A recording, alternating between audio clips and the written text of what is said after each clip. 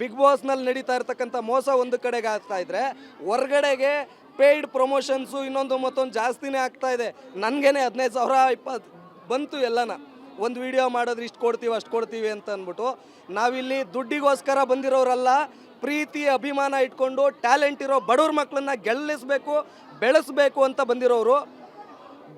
ಏನು ನಮ್ಮ ಗಿಲ್ಲಿ ಅನ್ನೋನು ಏನಿದಾನಲ್ಲ, ಗಲ್ಲಿಯಿಂದ ದಿಲ್ಲಿವರೆಗೂ ಗೊತ್ತಾಯಿತು, ದಿಲ್ಲಿಯಿಂದ ದೇಶಕ್ಕೆ ಗೊತ್ತಾಯಿತು, ದೇಶದಿಂದ ವಿದೇಶಗಳಿಗೂ ಕೂಡ. ಮೇಡಮ್, ನಾನು ಒಬ್ಬ ಕಂಟೆಂಟ್ ಕ್ರಿಯೇಟರು ಕೂಡ.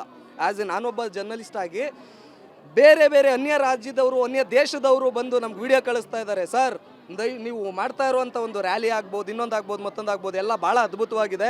ದಯವಿಟ್ಟು ಈ ಸರಿ ಗಿಲ್ಲಿ ಗೆಲ್ಸೋದಕ್ಕೆ ನಿಮ್ಮ ಬೆಂಗಾವಲಾಗಿ ನೀವು ಕೂಡ ನಿಂತಿರಬೇಕು ಅಂತ ಅಂದ್ಬಿಟ್ಟು ಇವರು ಮಧು ಅಂತ ಅಂದ್ಬಿಟ್ಟು ಮೇಡಮ್ನವ್ರೆ, RMC ಮಧು ಅಂತ ಅಂದ್ಬಿಟ್ಟು ಇಲ್ಲಿ ರಾಮನಗರದಲ್ಲಿ ಫಸ್ಟ್ ಕಂಪ್ಲೇಂಟ್ ಕೊಡ್ತಾರೆ ಗಿಲ್ಲಿ ಪರವಾಗಿ. ರಾಶಿಕ್ ಅವರ ಒಂದು ಪರವಾಗಿ ಯಾರೋ ಕಂಪ್ಲೇಂಟ್ ಕೊಟ್ಟಿದ್ರು ಗಿಲ್ಲಿ ವಿರೋಧವಾಗಿ, ಒಂದು ಅಜ್ಜಿ. ಸೊ ರಿಷಾ ವಿರುದ್ಧವಾಗಿ ಒಂದು ಕಂಪ್ಲೇಂಟ್ ಕೊಟ್ಟಾಗ ಫಸ್ಟ್ ಕಂಪ್ಲೇಂಟು ರಿಷಾ ಮೇಲೆ ಕಂಪ್ಲೇಂಟ್ ಕೊಟ್ಟಿದ್ದಂಥವ್ರು ಇವರೇನೆ. ಸೊ ಅಲ್ಲಿಂದನೇ ಸ್ಟಾರ್ಟ್ ಆಗ್ತಾ ಹೋಯ್ತು. ಇವ್ರು ಯಾವ ಲೆವೆಲಿಗೆ ನಿಂತ್ಕೊಂಡ್ರು ಅಂದರೆ, ನಿಜವಾಗ್ಲೂ ಒಬ್ಬ ಅಣ್ಣ ತಮ್ಮನಿಗೆ ಯಾರಾದ್ರೂ ಸಂಬಂಧಿಕರುಗಳು ಬಂಧು ಬಳಗ ನಿಂತ್ಕೊಂತಾರೋ ನಿಂತ್ಕೊಳ್ಳಲ್ವೋ ಗೊತ್ತಿಲ್ಲ. ಸೊ ಆ ಥರ ನಿಂತ್ಕೊಂಡು ಎಲ್ಲರೂ ನಾನು ಒಂದು ಸಾಂಗ್ ಮಾಡಿದ್ದೀನಿ ಗಿಲ್ಲಿಗೆ ಅಂತಲೇ. ಸೊ ಆ್ಯಸ್ ಎ ಕ್ರಿಯೇಟರ್ ಆಗಿ, ಆ್ಯಸ್ ಎ ಕಂಪೋಸರ್ ಆಗಿ ಒಂದು ಸಾಂಗ್ ಮಾಡಿದ್ದೀನಿ, ಅದು ಕೂಡ ಚೆನ್ನಾಗಿ ಹೋಗ್ತಾ ಇದೆ. ಸೊ ಎಂಡ್ ಆಫ್ ಮೂಮೆಂಟ್ ಗೆಲ್ಲಬೇಕಷ್ಟೇ, ಗೆಲ್ಲಿಲ್ಲ ಅಂತಂದ್ರೆ ಈ ಸರಿ ಬಿಡೋ ಅಂಥ ಮಾತಿಲ್ಲ. ಕೆಲವ್ರು ಯಾರ್ಯಾರೋ ಹೇಳ್ತಾ ಇದ್ರು ಬಿಗ್ ಬಾಸ್ ಮನೆ ಮುಂದೆ ನಿಂತ್ಕೊತೀವಿ, ಹಂಗೆ ಮಾಡ್ತೀವಿ ಹಿಂಗೆ ಮಾಡ್ತೀವಿ. ಅಣ್ಣ, ನೀನು ಕರ್ನಾಟಕ ರಕ್ಷಣಾ ವೇದಿಕೆಯ ಒಬ್ಬ ನಿಷ್ಠಾವಂತ ಪ್ರಾಮಾಣಿಕವಾಗಿರ್ಬೇಕೆ ಬಿಟ್ಟರೆ, ಅದನ್ನು ಬಿಟ್ಬಿಟ್ಟು ನಾನು ನಿಂತ್ಕೊತೀನಿ ಅವ್ರನ್ನ ಒಬ್ರಿಗೆ ಮಾತ್ರ ಸೀಮಿತ ಆಗಬೇಡ ಕಣಣ್ಣ. ಕರ್ನಾಟಕ ಇದು ಕನ್ನಡ ರಕ್ಷಣಾ ವೇದಿಕೆ ಅಂತ ಇಟ್ಟಿದ್ದೀರಿ.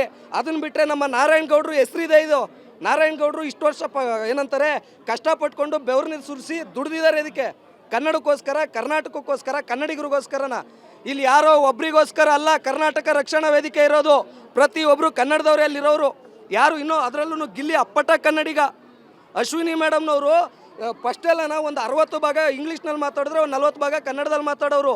ಆದರೆ ಗಿಲ್ಲಿ ಆಗ್ಬೋದು, ಇನ್ನು ಇತರ ಕಂಟೆಸ್ಟೆಂಟ್ಗಳು ಏನಿದ್ದಾರೆ ಇವರೆಲ್ಲರೂ ಕೂಡ ಅಪ್ಪಟ ಕನ್ನಡದಲ್ಲಿ ಮಾತಾಡಿರ್ತಕ್ಕಂಥದ್ದು.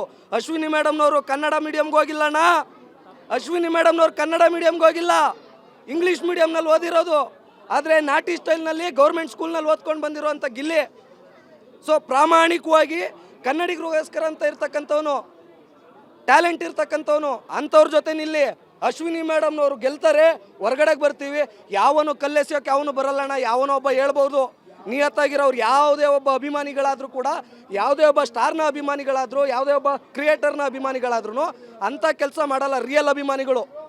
ಓಕೆನಾ? ನೀವೊಬ್ಬರು ಕರ್ನಾಟಕ ರಕ್ಷಣಾ ವೇದಿಕೆಯವರಾಗಿ ಧರ್ಮಣ್ಣವರೇ, ನೀವು ಮಾತಾಡ್ತಾ ಇರ್ತಕ್ಕಂಥದ್ದು ಮಾತು ನಿಮಗೆ ಸರಿ ಅನ್ನಿಸ್ತಾ ಇದೆಯಾ? ಒಂದು ಸರಿ ಯೋಚನೆ ಮಾಡಿ. ತಾವು ಒಂದು ದೊಡ್ಡ ಸ್ಥಾನದಲ್ಲಿ ನಿಂತ್ಕೊಂಡು ಹಿಂದೆಗಡೆ ದೊಡ್ಡವರಿದ್ದಾರೆ ನಾರಾಯಣಗೌಡರು, ನೀವು ಮಾತಾಡ್ತಾ ಇರೋ ಮಾತಿಗೆ ಅರ್ಥ ಇದೆಯಾ? ಏನು ಮಾತಾಡಬೇಕು ಅನ್ನೋದು ಗೊತ್ತಾಗ್ತಾ ಇದೆಯಾ, ಗೊತ್ತಾಗ್ತಾ ಇಲ್ವಾ ತಮಗೆ?